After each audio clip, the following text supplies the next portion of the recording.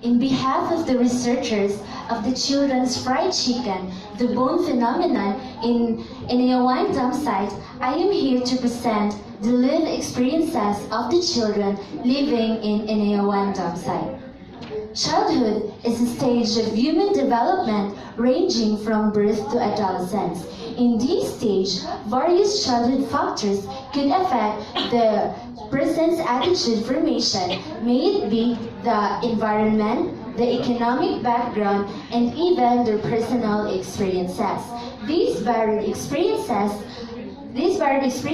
are mostly affected by poverty reigning in our country.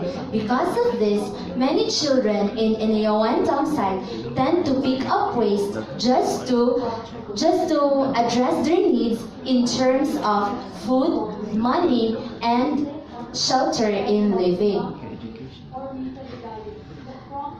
Children's fried chicken, the bone phenomenon in Inayawan Dumpsite, aims to know the lived experiences, specifically, first, to identify their way of living, environment, health, education, and socio-economic background. Second is to determine the themes generated.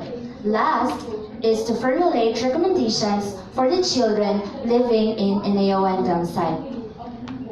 This is our conceptual framework wherein there are three theories. The first theory is the second stage of Erikson, which is the autonomy versus shame and doubt. The second theory is the Abraham Maslow's hierarchy of needs, which is D needs, or what we call deficiency needs. And the last theory is the theory of resilience by Ruther. These three theories are support our study. In our study, we will try to find out the problems, challenges, and lived experiences of the children living in Inayawan Dumpsite. After which through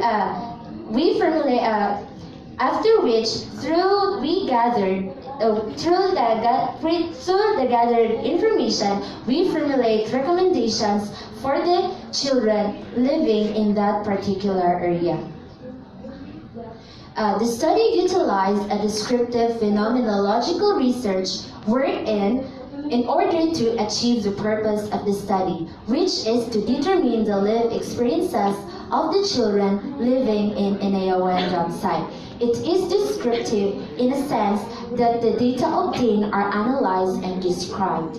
The researcher themselves serves as the research instrument. Why we choose Inayawan Dumpsite as our research environment?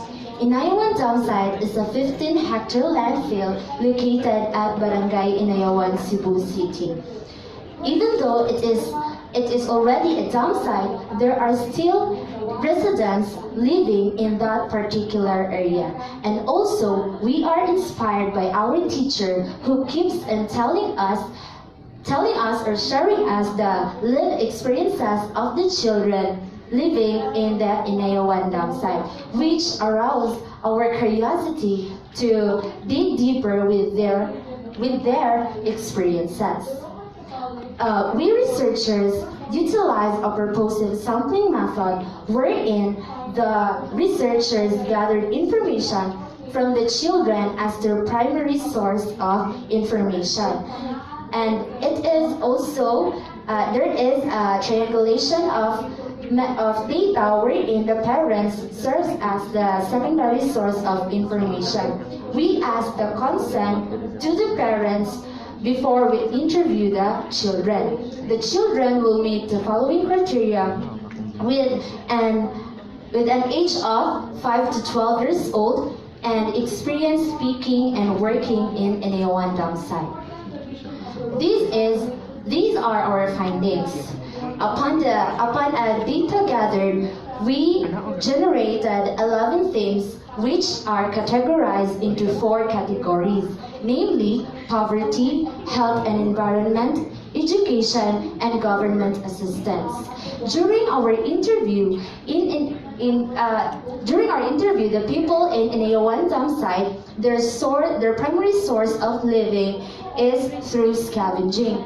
Children often eat leftover food like fried chicken coming from the trucks carrying waste from fast food chain just to address their needs in hunger. Even though there are worms in the fried chicken, the children still eat it and pick it. Pick it and eat it. Sorry. Sige. Pick it and eat it. This chill eat it and pick it.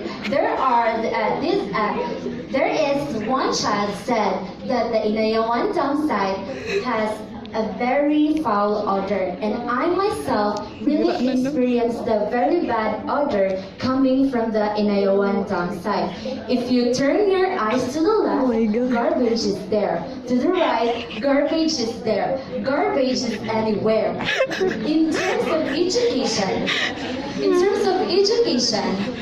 many of the children cannot enter school because of financial problem. Their parents cannot send their children to the public schools or even private school because, as what I've said, there is a financial problem. We researchers, as early childhood educator, we should inspire our children to enter school by helping and guiding them no matter what, because children view us a role model in our society.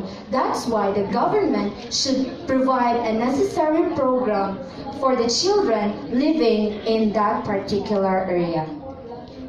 Therefore, children living in Inayawan Dumpsite experience challenges and struggles due to poverty. It is recommended that the government should provide necessary programs catering the people's needs in Inayawan Dumpsite, just like 4-piece program for the parents, scholarship for the children, and housing programs to their families. What is the impact of our research to education? Specifically, educates people and provides awareness, most especially for the early childhood educators. Second, has a great contribution specifically on how to handle these less fortunate children. Third, schools should provide quality education for every student regardless of their gender, age, and economic status. Lastly, teachers should understand these learners and continue to inspire them to excel and be the best that they can be. We believe that education is the most powerful weapon which you can use to change the world, by Nelson Mandela. And that will be all. Thank you.